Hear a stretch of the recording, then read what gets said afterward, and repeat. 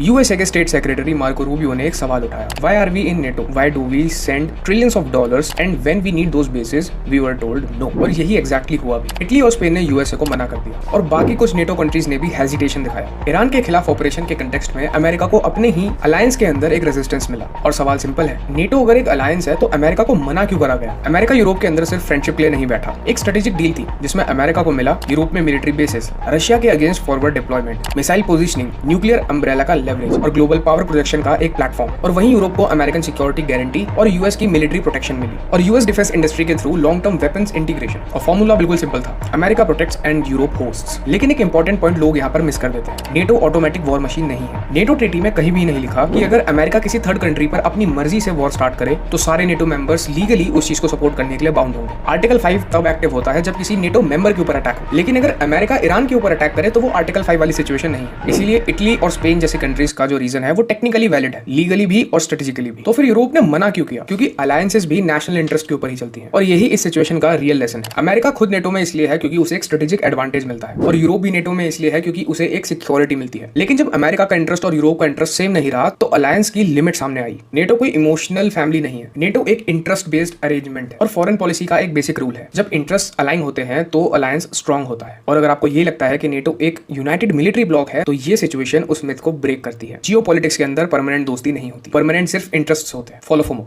Jai Hind.